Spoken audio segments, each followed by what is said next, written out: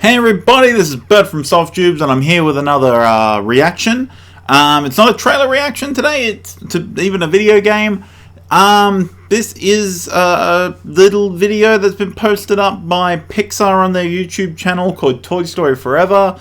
I'll double check all the details. It does say it was edited by someone in particular, so I'll make sure to mention that after the video. Actually, I can do it now, real quick, I suppose. It was created and edited by Lou's Cafe. Apparently it's a little thank you to the fans kind of thing. Basically, I assume it is going to be a recap of all of the Toy Story films and maybe other stuff. So this will be pretty interesting. So let's check this out. Mission log started 4072. Crash landed on a strange planet. There seems to be no sign of intelligent life anywhere. Hello? Wow. Whoa. Howdy, my name is Woody, and this... That's amazing. I haven't seen Toy Story in so long. I come in peace. You are a toy! You are a sad, strange little man. Buzz Lightyear, the coolest toy ever. Buzz Lightyear! Not a flying toy. T-O-Y, toy. This is Jessie. That's me! The roughest, toughest cowgirl in the West. This is Rex, the most terrifying dinosaur who ever lived. Were you scared? Tell me honestly. Potato heads. Look, I'm Picasso. They're madly in love. I'm pecking you your angry eyes. And Ham is also one of the most dastardly villains of all time. Evil Dr. Porkchop. It's Mr. Evil Dr. Porkchop to you. These little dudes are from a strange alien world. Pizza Planet. Ah, the claw. God damn. Toys! I'm Dolly. I'm Trixie. I'm trying to stay in character. I'm Ken. Barbie. Lots of Bunny and Ducky, come back. Oh yeah. Sticky Pete. Duke, kaboom, Buttercup. Neptune. Buttercup's awesome. Reptilus Maximus. And this is Forky. I am not a toy. I'm a... Forky was so good. He's brave, Draw. like a cowboy should be. Go! Ride like the wind, bullseye! He'll be there for you, no matter what. And as the years go by, Yeah, we've lost Aww. friends along the way. a friendship will never die. Bye, Witty. It has been an honor serving with you. Bo Peep. Yeah. Aw, Sheriff Woody. I'm so glad to see this old lamp go to a good home. You can't go. It's okay. It's time for the next kid.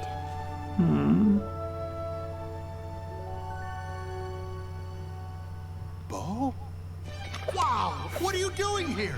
You would not believe the things I've seen. Hold on. Huh? Whoa! You ever think about getting out there, seeing the world? Without a kid, you can't teach this old toy new tricks. Look under your boot. You have to understand how lucky you are. Over in that house is a kid who thinks you are the greatest. It's because you're a toy. You are his toy. It's about being there for your kid. Life's only worth living if you're being loved by a kid. This is what it's all about. To make a child happy. For infinity and beyond.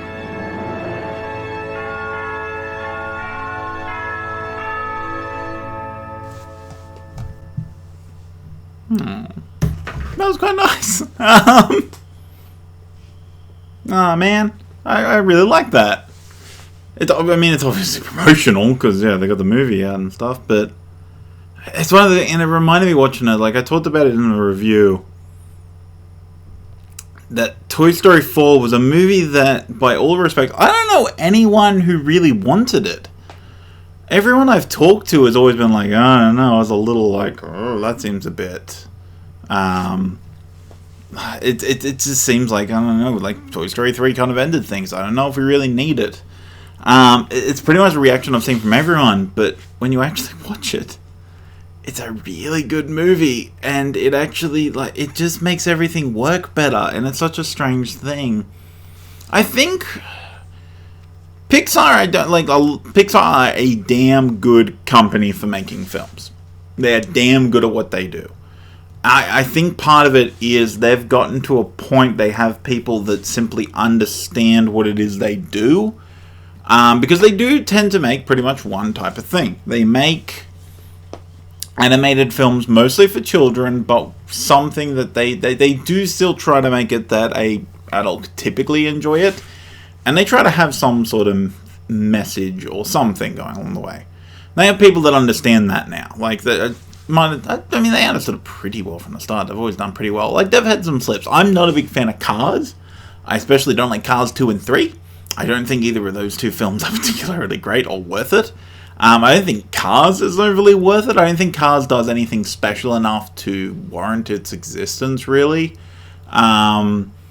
It always felt like an odd film from Pixar for me. It felt like something I would expect from DreamWorks or something like this. So still some pretty good messaging, but I think a lot of the stuff in it isn't particularly good. I never saw the dinosaur one, but I heard it wasn't great. And I think the problem there is they went, from what I can gather, since I haven't seen it, I'll have to watch it. What was it called? Like Little Dinosaur? Something like that. From what I can gather from the trailers and what I've heard, it kind of went too sentimental. It kind of lost the fun of an animated film. Because one thing with these films is, even when they're getting really into emotional stuff and really deep sort of messages in some of them, Toy Story has actually got some really deep messaging. They still have a sense of fun about them that permeates the entire thing. So when you start to lose a little bit of that and they just become a thing, like even Up is really emotional, but it's still fun. It's a movie that amazes me that it doesn't lose people in the opening. I mean, like, mostly kids. I can see kids watching that opening and being like, yeah, okay. But I guess maybe because the kid's already watching it and they sort of sit and then they get to the bits that are more fun. They're like, okay, cool, whatever. But it has that fun, that sense of adventure. My favorite Pixar film is Inside Out. I fucking love Inside Out so much. I think just it hits on so many things that for me are really important. Like, it touches on a lot of, where normally, like, yeah, like, a lot of them will hit on emotional things and ideas of loss and stuff. Inside Out for me is really important in the way that it discusses coping with those things and the processing of those things. I don't think a lot of films, I mean, it's specially designed to do the discussion. I don't think a lot of films, especially children's films, are good at doing that. Good at talking about the processing of emotion. I think a lot of it is simply blam, here's emotion, and that will lead to kind of usually an acceptance on the part of the character, depending on what the emotion is. If it's a negative emotion, I will typically come to them changing their behavior in some manner. But there's no real process involved in that, or a look at the process involved with that.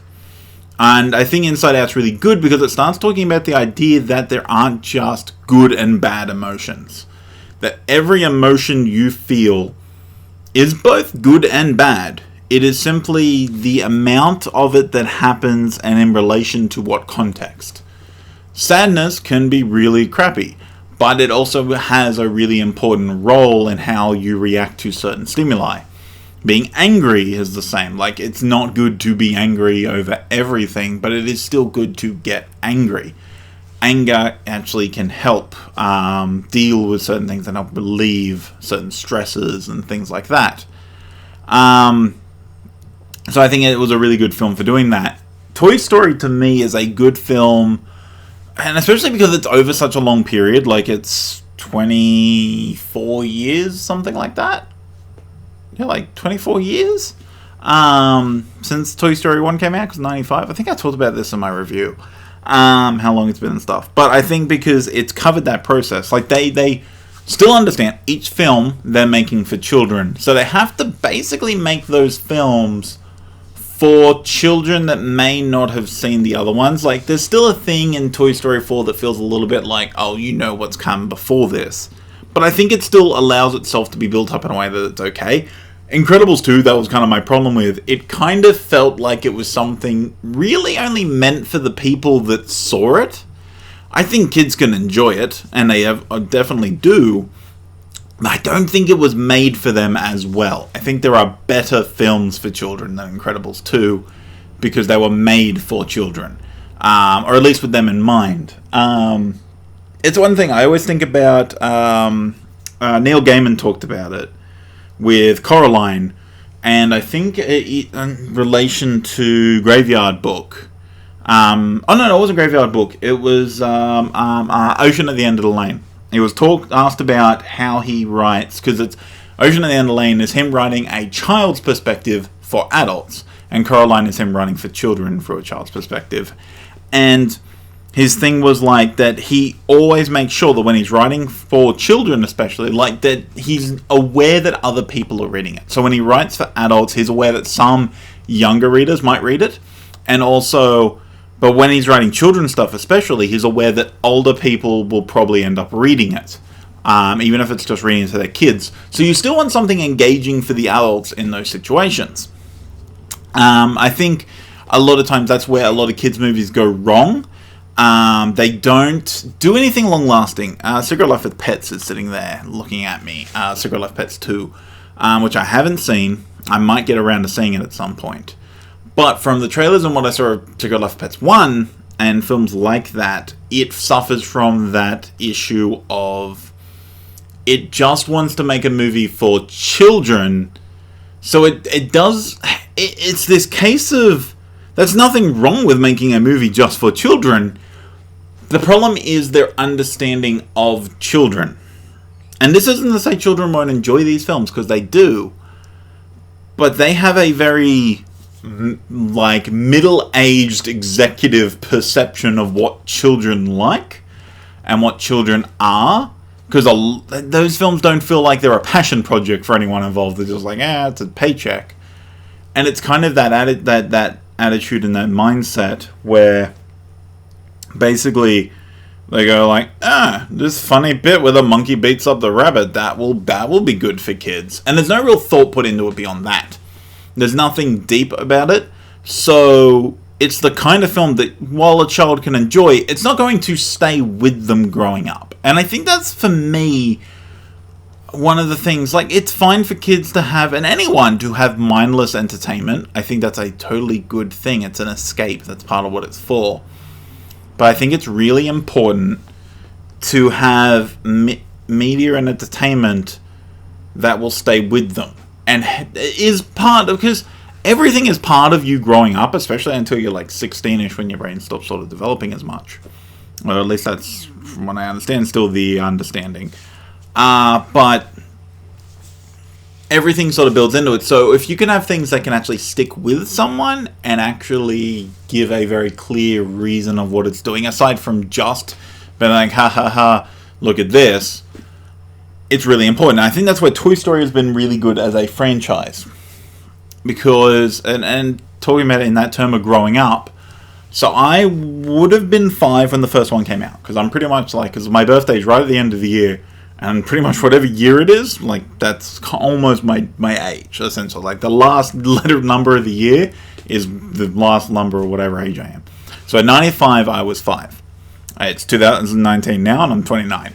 I will turn 30 right before it becomes 2020, and so 00 at that point. It doesn't quite line up the way it could, but, you know, whatever. But yeah, so 95, I was 5. So I grew up on these films. I don't know if I saw Toy Story in cinemas, but I definitely saw it when I was young. And I really enjoyed it. And then I saw Toy Story 2 and 3 both in cinemas when I grew up. And there's a bit of a gap between each of those films. I don't know how much it is, but there's a pretty big gap between each of them. Definitely between 2 and 3. Like, between 3 and 4 was not as much of a gap. But there's a thing looking at them where the ultimate story behind Toy Story is growing up. And it's coming to acceptance. And it's interesting the way they do it, because they took these things that are almost immortal. Toys don't age. And not in the way that we do. They don't, like, grow old. Like, they might get worn. And that's where they sort of get into it, is toys get worn. And the ultimate thing of aging for a toy is the human, the kid, aging and getting rid of them. So there's a little bit of, like, there's that going into it a lot. There's a lot of talk about mortality in Toy Story, where there's constant discussions about what it means to be discarded. in relation to a toy, but for a human in that situation, that basically means dying. And it's a really dark kind of topic that they deal with in a really good way, and I think can help people cope with that idea, because there is this idea. Most children, I don't know whether they'll necessarily ever really think about it, like it won't be conscious, but there's always that thing. I remember sort of like as a kid going like, one day I'll be gone. Like there's this acceptance of like, I will be gone, and that's like sort of a frightening thing, especially with not an understanding of what that means in any specific terms. Certain people have certain ideas about what that means, but especially as a child, you don't really know. Like, even if you went to church and they're like, oh, there's heaven, as a child, there's still this sort of, you don't know what that means in any precise terms. And so I think Toy Story has been really good at dealing with that, and everyone adds to that story. And that was where I liked number 4, because number 4 sort of got into this idea of accepting a change in your circumstances as you grow up. That things that you are really good at or you accept as part of yourself, you might no longer be required to do. So there's just a point where, yeah, there's things that you're like, this is who I am, this is my identity, and this is how I think everyone perceives me. But then there's no more a requirement of you to do that. And that can be a bit of a shocking thing, and hard for a lot of people to deal with, to actually get around what they're going to do in that situation. I think this is a good film, especially to get this idea in early, that it's okay to no longer be what you were and to become something else. Or, like, a lot of it is, the 4th film is about dealing with responsibility as well. Like this idea of, I have a responsibility. The toys have a responsibility to look after their kid. But when the kid doesn't want them looking after them, they have to make a choice. Do you keep forcing yourself to look after them? Or do you go, okay, I'm not needed for this anymore. Do I now just do something for myself? Or do I change my focus? And that's a very difficult discussion to tackle, and I think they do it really well. And that's what I think is, like, for someone like me who grew up with them, it's really interesting to go back and look at all the different, the way the themes and ideas sort of develop through these films. But as a kid, coming in at any point, you can still get a lot of that stuff. And I feel like these are films that even if you weren't alive for Toy Story 1, but you saw Toy Story 2, and then you probably saw 3 and 4. So you would have seen 1 in retrospect, but you wouldn't have grown up with it necessarily. And there is a thing where I know a lot of parents who show Toy Story to their kids. And, like, effects-wise, it doesn't necessarily hold up as well, because it's completely CGI and it was based on the technology of the time. You compare it to Toy Story 4, it's there's still similarities, but there is a hell of a lot of difference, mostly in lighting. But it's pretty incredible. And it's this thing where, yeah, like, kids can still attach to it and understand it, and I think it's just an amazing thing. And it's one of those things, like, watching Toy Story 4, I didn't really think we needed a Toy Story 4, and then I saw it and went, wow, that was a perfect ending. It does leave me kind of wanting more of that. Not necessarily Toy Story, I guess. I was going to say that I want more Toy Story, but not really. I just want more of stuff like that. And I think Pixar are good. They keep doing that. I mean, they're doing stuff like Coco is a really amazing film. I don't necessarily like it as much as I know some people do. It's not, yeah, a lot of people like it's one of the greatest animated films ever. Or it's their favorite.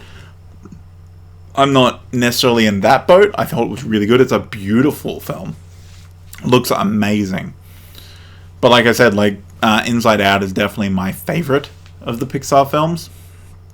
And yeah, so it's interesting just the way to sort of look at it. Like, I think Disney animation have come a long way, and I do love some Disney animation stuff. Just pure Disney. Like, I love Tangled. I think they're better for the mindless entertainment, but that's not the right way to say it. But they're better for just pure entertainment. because they still got meat to them. They're not just empty, void, here, look at, like, we're going to distract the kid, we'll put on the thing that has flashy things. They've still got something to them. Like, even if you're doing that, the kid can still get a message and stuff out of it. I think Pixar films tend to be the deeper things, but you can totally still, with a Disney animated film, get a lot out. And compared to A Secret Life of Pets, they're a better way to go. But ultimately, yeah, it all comes down to making things for kids is hard, and especially making things for kids that parents will approve of. It's always a tricky line to run. So, I mean, it'd be interesting to me to see where Pixar go. They got Onward coming out. I'm totally down for that. But it will be interesting to see where they keep going. And I want to know what the message of Onward is. It'll be interesting to see where they go with that. But anyway, guys, I kind of waffled on a bit. I want to say straight up, I'm sorry for this week's been a bit lacking on videos. I had a lot of personal stuff over the weekend, so I didn't have a lot of time. And then even when I did have time, I needed to just kind of detox, essentially, relax, and let my mind deal with stuff. So not a lot happened. So this is Wednesday. This is coming out, but we should be back on track. Weekends may not see as many videos at the moment, or this weekend may not have any videos on the weekend. We'll see how that goes. I'm a little busy from what I understand. I'm definitely busy Friday night. I might be busy Saturday. It just sort of depends. But anyway, guys, thanks for watching. Let me know in the comments below what you thought of this little video. If you liked it, if you have any particular thoughts about Toy Story or Pixar. It's always good to see those things. If you like this video and didn't mind me waffling on about Pixar for so long, hit the like button. If you didn't like it, you can hit the dislike button. And if you're new to the channel, or you like reactions where I just kind of waffle on about stuff that isn't always completely related to what I just watched, typically I try to keep it as much as possible. Sometimes I go off track. But yeah, if you like that kind of stuff, you like reviews of films and games and gameplays and stuff like that, make sure you hit that subscribe button so you can stay up to date on everything we do. Anyway, guys, thanks for watching, and I will see you in the next video. Toy Story 4 hits emotional and thematic beats that elevate things while still having some connection with both the older and the younger audiences. And this is a really tricky line to walk for a film, especially a children's film.